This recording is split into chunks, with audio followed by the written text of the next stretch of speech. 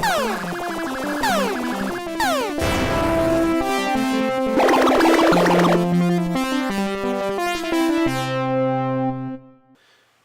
are looking to get into a game of Commander. You've heard about the format, but you don't know much how to play it, so I'm going to give you a quick rundown of how to make a Commander deck and how the game is played.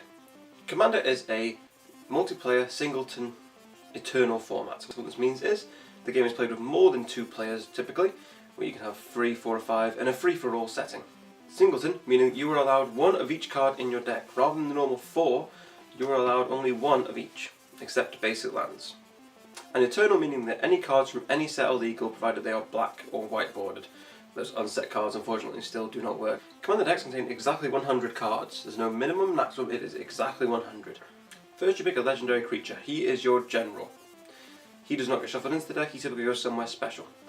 Now you have to be very careful which general you pick, because every other card in your deck must fall into your general's colour. The general you pick is very important. For example, if you have Zergo Helm Smasher as your general, every card in your deck must contain either a red, white, or black mana symbol. It cannot contain any other colours.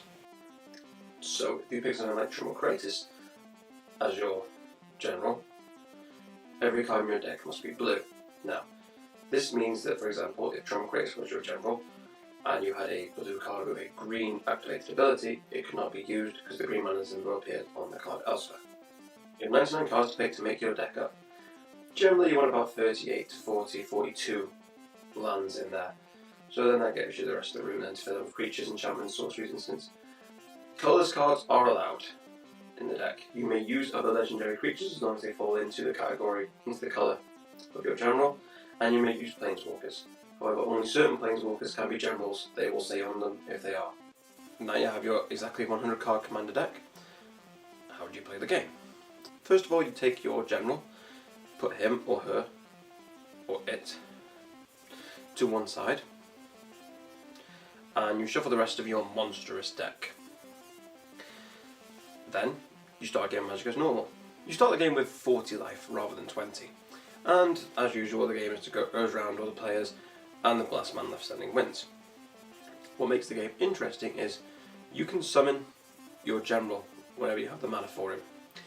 If a player takes 21 damage from a certain general, that player is out of the game. So having a general with a high power can be very advantageous because you could take out other players very quickly. However, if your general is destroyed, sent back to your hand, sent into your library or exiled, you can choose to put him back into the command zone. Doing so, however, puts a little 2 marker on him, and whenever you cast him again, he's going to cost an extra 2. This goes up every time you do it. So you start off with a creature that costs 4.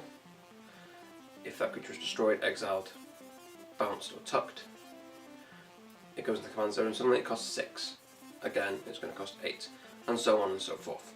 So the objective of the game, kill your opponents. You can do this either by reducing their life total from 40 to 0, or by dealing 21 damage with a certain commander, or general, with a certain general. That does not mean that if you attack for 20, and another opponent attacks for 1, that person is out. It has to be 21 from the same general. Typical Magic rules apply in terms of actually playing the game. There's not much to explain there differently. Like I said before, decks are eternal, but they do have a ban list. You can find that at the actual Commander website. I'll put a link here or something. We'll see you at the table.